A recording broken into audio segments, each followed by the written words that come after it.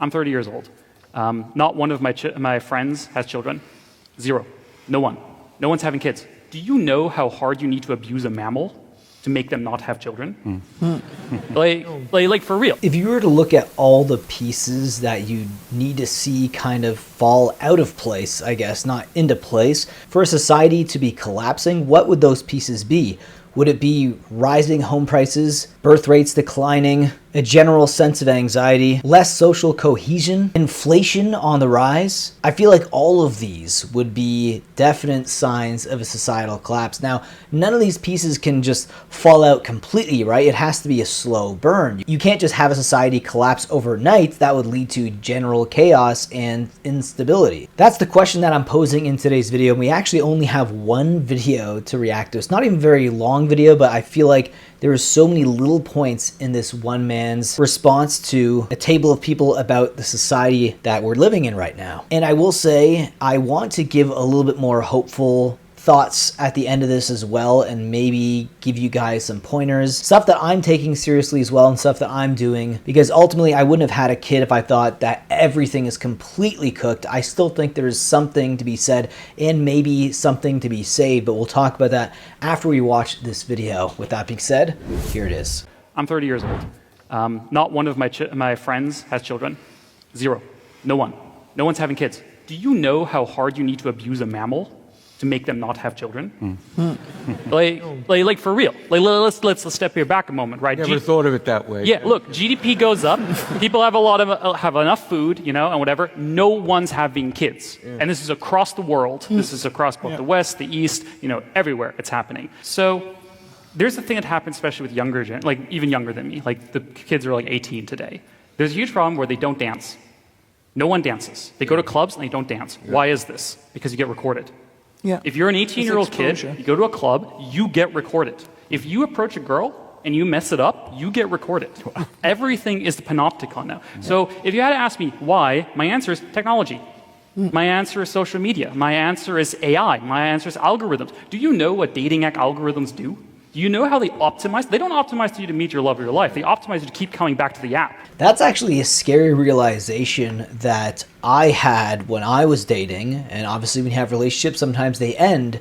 But it's very odd that you see people again and again on the same dating apps. I remember seeing the same profiles show up again and again. I'm like, these people are like serial daters, or they just keep coming off the app and then going right back on, because it feels like we're now slaves to the algorithm. And I do agree that technology is one of the leading indicators to why society feels like it is collapsing.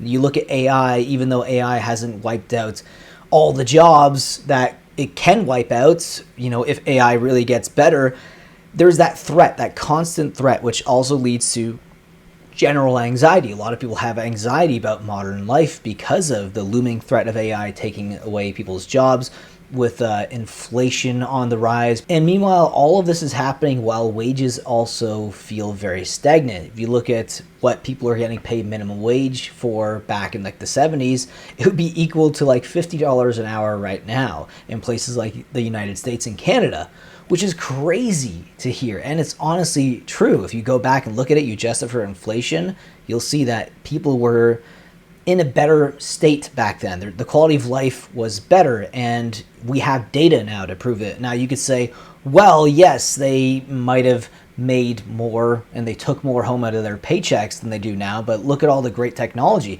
But you could argue technology is one of the reasons why we feel so anxious and why we feel like society is collapsing. Now, we are surveilled like crazy. There's cameras everywhere. Your phone is probably, recording you while you don't even know it. Like, there's agencies that spy on citizens.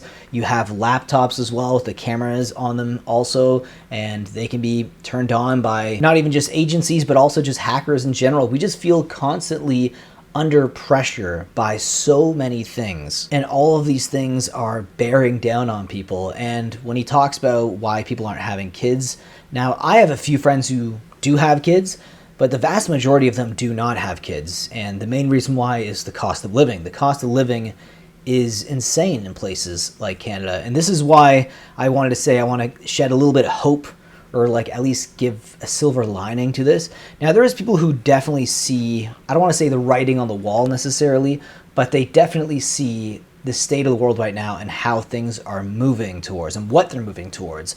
And they're making plans, whether it's plans to invest any little bit of money they have into places like the stock market or even like Bitcoin. They're putting money aside into gold, something that has more value than the currency that you're spending right now, right? Like if you look at all currencies, they're all fiat currencies. They're all eventually going to probably go to zero because they always do. So I would say to set some money aside if you can into something else that will hold value, even collectibles. Now, me, I like collectibles. I've always enjoyed collectibles as a kid, teenager, and I didn't really start collecting seriously though until I was in my early 20s. But that's a place that you could possibly park your money. It might not be for you. Maybe the stock market's a better option. Also, I would say if you haven't traveled and really saw the world, if you have any money at all to set aside for that, I would say do it. Not just to maybe look at potential places to move to in the future, but to just see a different side of the world and to also enjoy your life while you can.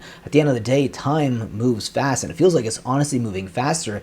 And the moments that you spend with the people you love, and also just the way that you see the world, the way that you can explore the world now, might not be something that people can do in the future, right? You look at the rising cost of even flights. Eventually, it could price out just the average consumer from accessing things like travel. So these are things that I would consider for the future as well. On top of that, also, if you have the means to move to another country, if you're like a digital nomad, now I know not everyone is, that is another place or another avenue that I would explore. My wife is Brazilian, and I was fortunate enough to go to Brazil quite a few times and visit her family. And honestly, Brazil seems like it might be a decent option in the future if things get really crazy here in my country in Canada.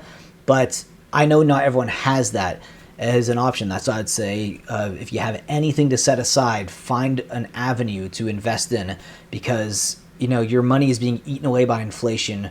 And it's not just the inflation, but obviously technology is one of the main reasons why it feels like society is collapsing. And that's why I think going to maybe developing countries, it gives you a little bit more time than places that are really heavily betting on technology and AI. Places like, Canada and the United States and Europe, they might not give you as much time to acquire as much assets as you can before things really go downhill. You already see a lot of countries just collapsing right now. Tensions are really high across Western countries, across the Western world, and there's definitely other places to go to if you feel like it's becoming too much. And that's just kind of like the hopeful part of this video, but he is dead on right. And now, usually I have more clips to talk about or react to, but this clip was just perfect. I feel like it just encapsulated everything about what's happening right now in Western society. Not even just Western society, other countries as well, but I feel like Western society, because we are so entrenched with technology, it feels like it's speeding things up even more. Anyways, guys, I hope you liked today's video. I hope you learned something from today's video. Leave your thoughts and share your thoughts about it down below in the comment section, and I'll see you in the next one. Take care.